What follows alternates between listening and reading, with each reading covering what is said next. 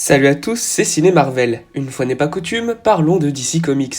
Comme vous le savez sûrement, le DC Fandom a eu lieu dans la nuit de samedi à dimanche et l'on a obtenu grâce à lui des infos croustillantes concernant notamment le prochain opus mettant en scène les aventures du Chevalier Noir. Matt Reeves, le réalisateur de The Batman, nous a révélé que le long métrage est à 25% de son tournage, ce qui est très peu. Pour l'instant prévu pour 2021, le film ne sera pas une origin story et mettra en avant un Batman lors de sa deuxième année de justicier, apprenant encore et faisant toujours des erreurs. Matt Reeves dévoile également son ambition de mettre en scène un Gotham que nous n'avons encore jamais visité. Pour ceux qui ne le savent pas, je rappelle que le réalisateur a aussi la tâche de créer une série préquelle au film centrée sur la police de Gotham City. Cette série se déroulera normalement lors de la première année où Batman est apparu. On comprend donc qu'un nouvel univers est en train de se créer. Avant de passer à l'analyse du trailer, je tiens à préciser que The Batman sera le premier opus d'une trilogie, et que le Joker devrait apparaître à la fin du deuxième film pour devenir le principal antagoniste du troisième. Après toutes ces petites infos, il est temps de se pencher sur la bande-annonce dévoilée lors du DC Fandom. La première chose que l'on peut noter est l'apparition de nombreux éléments de l'univers Batman qui font extrêmement plaisir, tels que les gadgets du Chevalier Noir, la Batmobile, la Batcave, ainsi que le commissaire James Gordon. Ce trailer annonce également la tonalité du film qui promet donc d'être réaliste, sombre et violent, se rapprochant ainsi de la trilogie de Christopher Nolan ou même du film Joker, ce dernier ayant certainement mis la Warner en confiance du fait de ses critiques et commerciales. On retrouve enfin le DC Comics qu'on aime, celui proposant des œuvres matures et différentes des longs métrages Marvel. Le Bruce Wayne mis en avant ici concorde parfaitement avec la tonalité de The Batman. En effet, celui-ci paraît extrêmement torturé, ce dont témoigne le maquillage noir autour des yeux. On peut remarquer que Bruce ne sourit jamais, et nous ne le voyons pas aux côtés de jolies femmes, comme ce fut le cas par exemple dans la trilogie du Dark Knight. A noter que l'excellente musique accompagne vraiment bien le ton du trailer.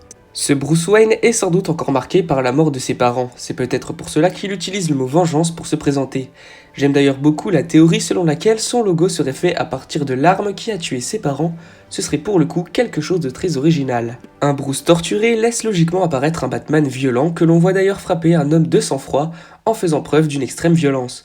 Puisque c'est seulement la deuxième année qu'il est Batman, on peut supposer qu'il n'aura aucun scrupule à tuer ses ennemis et qu'il évoluera au fil du film. Ce trailer nous dévoile en toute logique le costume fait maison que portera le justicier. Pour ma part, je l'aime beaucoup, mais j'avoue ne pas adhérer à son masque que je trouve vraiment très spécial et pas totalement réussi.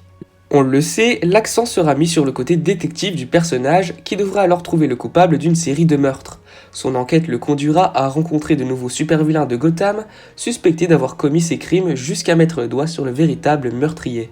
J'aime beaucoup cette idée, car même si le côté enquête est présent dans les Batman de Nolan, cet aspect sera encore plus développé dans le long métrage de 2021. En tout cas, j'ai vraiment hâte de voir ce que ça va donner au final. Nous apprenons grâce au trailer que l'auteur de ces meurtres donnera du fil à retordre au justicier, et le fera participer à un jeu dans lequel il lui donnera des énigmes à résoudre. Nous voyons d'ailleurs deux messages destinés à Batman dans la bande-annonce, et c'est pour cela qu'il devra enquêter afin de retrouver la trace de ce vilain. Et justement, il est temps de parler des méchants que mettra en avant le film. Tout d'abord, je tiens à dire que Matt Reeves a expliqué que le long métrage nous présenterait ses antagonistes avant qu'ils deviennent véritablement les vilains emblématiques de l'homme chauve-souris. Ne vous étonnez donc pas si le Sphinx ne porte pas ses célèbres points d'interrogation ou même son célèbre pseudonyme. D'après ce qu'on voit, Edward Nygma sera le principal méchant de The Batman.